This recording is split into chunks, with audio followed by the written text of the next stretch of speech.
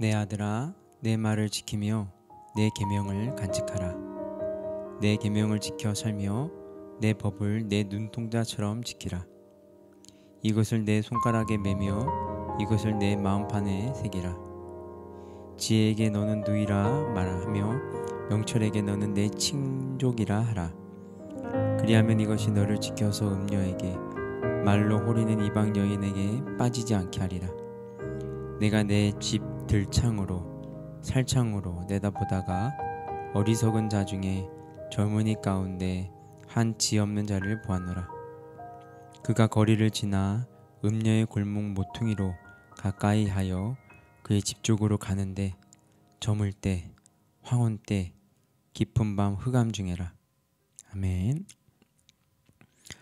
오늘 본문은 음행을 금하는 내용인데 유혹하는 사람들로부터 자신을 지켜줄 말씀을 꼭 붙들어야 함과 유혹하는 여인에게 끌려 들어가는 한 젊은이의 모습을 그리고 있습니다. 그 모습이 한편의 이야기 같아서 자문과 같지 않고 마치 역사서의 한 단면을 보여주는 것처럼 여겨집니다. 1절입니다. 내 아들아, 내 말을 지키며 내 계명을 간직하라. 내 아들아에서는 깊은 애정이 느껴지고 지키라와 간직하라에서는 아주 강한 권면이 느껴집니다. 솔로몬이 비록 자신은 그렇게 큰 하나님의 은총을 받았음에도 말씀을 지키지 못했지만 아들 같은 젊은 사람들이 하나님의 말씀인 계명을 꼭 지키기를 원하는 간절함을 표현하고 있습니다. 여기서 지키다는 목자들이 양을 지킬 때 했던 행동이었고 파수꾼이 성을 지키는 행동을 가리키는 말입니다. 목자와 파수꾼이 제대로 지키지 않으면 양들은 맹수에게 물려 죽고 성읍 사람들은 적들에 의해서 죽임을 당하게 됩니다. 즉 지키는 것은 생명과 관련이 있습니다. 계명인 하나님의 말씀을 지키지 않으면 목숨이 위험하게 되는 것과 같은 상황에 처하게 될 것이라는 것입니다. 또 간직하다는 곡식을 곳간에 쌓아둘 때와 보석과 같은 귀중품을 보관할 때 쓰는 말입니다. 계명은 그만큼 중요하고 값지다는 의미입니다. 그러면 어떻게 지키고 간직할 것인가? 그 구체적인 내용이 2절에 기록되어 있습니다. 내 계명을 지켜 살며 내 법을 내 눈동자처럼 지키라. 하나님의 말씀의 법을 눈동자처럼 지키라고 권합니다. 인간의 신체의 각 부분은 각각의 역할이 있고 그 역할은 몸을 유기적으로 사용하게 만들어줍니다. 발은 어디로든지 가게 해줍니다. 그리고 팔은 일을 할 수 있게 해줍니다. 만약 우리 팔이 하나밖에 없다면 얼마나 불편하겠습니까? 음식을 만드는 것도 불편할 것이고 옷을 입고 벗는 것도 불편할 것입니다. 또 손이 하나밖에 없다면 바늘을 꿰는 것과 바느질을 하는 것이 극도로 불편할 것이니 우리들 옷을 입은 복식 문화가 전혀 다르게 발달해 왔을 것입니다. 만약 치아가 없으면 음식을 먹는 기쁨은 거의 사라질 것입니다. 무엇보다도 만약 눈이 없어지게 되거나 보이지 않게 되는 것은 다른 신체 기관을 상실했을 때보다 훨씬 더 상실감이 클 것입니다. 그래서 눈은 우리 신체 기관 중에서 가장 소중한 부분 중에 하나이기에 아주 잘 지켜야 합니다. 특히 눈이 잘 보여야 길을 갈 때에 몸 전체가 위험에 빠지는 것을 막아줄 수 있습니다. 우리의 인생길에서 하나님의 말씀의 법이 그 역할, 우리의 인생 전체를 보한 역할을 한다는 것입니다. 그래서 소중하게 지키라고 합니다. 또 말씀을 어떻게 지킬 것인가에 대해서 이렇게 권면합니다. 3절 보시면요. 이것을 내 손가락에 매며 이것을 내 마음판에 새기라. 신명기 6장에 보면 이스라엘아 들으라로 시작되는 말씀이 있는데요. 이스라엘 백성들이 하나님의 말씀을 배우고 익히며 암송을 하는 근거로 삼는 말씀입니다.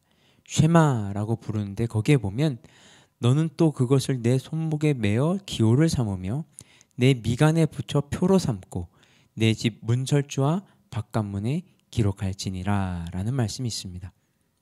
문설주와 대문에 말씀을 담은 통을 붙여놓고 집을 나가며 들어오며 거기에 입을 맞추었는데 그것을 숫자라고 합니다. 그리고 손목과 이마에도 말씀을 담은 통을 메고 다녔는데 그것을 테필린이라고 합니다.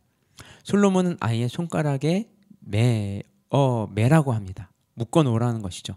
그만큼 말씀을 가까이 하라는 것입니다. 또한 말씀을 마음판에 새기라고 합니다.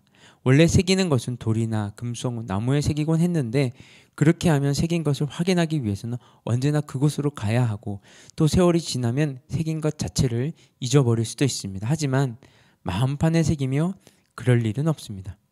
하나님의 말씀인 계명을 지키는 삶이 무엇보다도 중요함을 강조하는 것입니다. 또 하나님의 말씀인 지혜와 명철을 어떻게 여길 것인지에 대해서 이렇게 말합니다. 4절 보시면 지혜에게 너는 내 누이라 하며 명철에게 너는 내 친족이라 하라. 누이처럼 친족처럼 여기라며 말씀을 인격화하고 있습니다. 누이는 사랑과 보호의 대상을 의미하며 친족은 피를 나눈 공동체를 의미합니다. 그만큼 가까이 여기라는 의미입니다. 하나님의 말씀인 계명과 지혜와 명철을 그토록 열심히 그리고 가까이 또 친밀하게 여겨야 한 이유를 이렇게 증거합니다. 5절 보시면요. 그리하면 이것이 너를 지켜서 음녀에게 말로 호리는 이방 여인에게 빠지지 않게 하리라. 우리가 지혜와 명철의 말씀을 지키면 그 말씀이 우리를 음녀와 이방 여인에게서 지켜준다고 합니다. 우리가 하나님의 말씀을 지키면 하나님의 말씀이 우리를 지키는 것은 진리입니다. 음녀와 이방 여인은 같은 의미로 우상을 섬기는 신전에 일하는 여사제들인데 그들은 매춘이 종교적인 목적을 이룬다고 생각했고 또 이방에서 온 여인들이 많았기 때문에 그렇게 불렸습니다. 그래서 6절 이후로는 한 어리석은 젊은이가 미혹되는 과정을 상세하게 보여줍니다. 이런 실제적인 묘사를 통해서 젊은 사람들이 동일한 전철을 밟지 않도록 가르치는 것입니다. 그 이야기의 시작은 이러합니다. 6절 7절 보시면 내가 내 집 들창으로 살창으로 내다보다가 어리석은 자 중에 젊은이 가운데 한 지혜 없는 자를 보았노라. 솔로몬은 자신이 직접 본 이야기를 합니다. 들창은 실내에 빛이 들어오도록 만든 창입니다. 그리고 살창은 환기를 위한 창입니다. 그래서 겨울에는 온기가 밖으로 나가는 것을 막고 여름에는 시원한 바람이 들어오도록 만든 창입니다. 솔로몬은 한 젊은이를 물끄러미 한동안 쳐다보고 있었습니다. 그렇게 물끄러미 쳐다본 결과 그 젊은이가 뭘 하고 있었냐면 8절 9절 보시면 그가 거리를 지나 음녀의 골목 모퉁이로 가까이 하여 그의 집 쪽으로 가는데 저물 때 황혼 때 깊은 밤 흑암 중에라.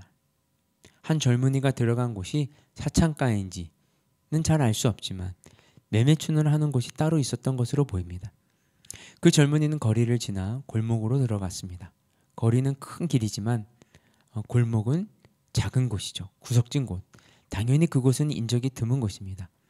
게다가 그때가 저물 때, 황혼 때, 깊은 밤, 흑암 중입니다. 표현이 아주 기가 막힙니다. 그 젊은이가 그때의 음녀의 골목으로 들어갔다고 하는 것은 다른 사람들이 보지 못한다고 생각했기 때문입니다. 그래서 다른 사람에게 드러나지 않는 밤은 새로운 것을 만들어내는 창조의 시간이 되기도 하고 자신의 인생을 무너뜨리는 퇴폐의 시간이 되기도 합니다. 더욱 중요한 것은 이 젊은이가 날이 저물고 황혼이 되어 어두움이 짙어졌을 때 그 골목으로 들어갔다고 하는 것은 단지 날이 그러하였다는 것만이 아니라 그의 마음에 떠 있어야 할 진리의 태양이 지고 마음에 황혼이 찾아오고 마음에 어두움이 가득하였기 때문에 거기로 간 것입니다.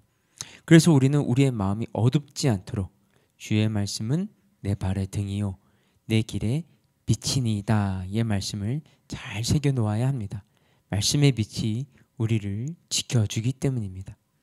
솔로몬 왕이 잠언을 통해 우리에게 권면하는 것처럼 하나님의 말씀을 잘 간직할 뿐만 아니라 반드시 지켜야 합니다. 하나님의 말씀을 우리의 손이 닿는 곳에 가까이 두어야 합니다. 그리하여 우리의 지혜와 명철이 하나님의 그것과 닮아갈 것입니다. 함께 기도하겠습니다. 하나님, 솔로몬 왕이 권면하는 것처럼 우리도 하나님의 계명의 말씀을 잘 지키고 잘 간직하게 하여 주시옵소서. 하나님의 말씀을 우리의 손이 닿는 곳에 두어 늘 말씀을 가까이 할 뿐만 아니라 눈동자처럼 소중하고 귀하게 여기며 말씀을 가족처럼 친밀하게 여기게 하여 주시옵소서. 그리하여 우리가 지혜와 명철의 말씀을 지킬 때 그 말씀이 또한 우리를 지키는 것을 날마다 경험하게 하여 주시옵소서. 이 모든 말씀 예수 그리스도 이름으로 기도드렸습니다. 아멘. 우리 계속해서 개인 기도 제목 가지고 기도하며 나아가도록 하겠습니다.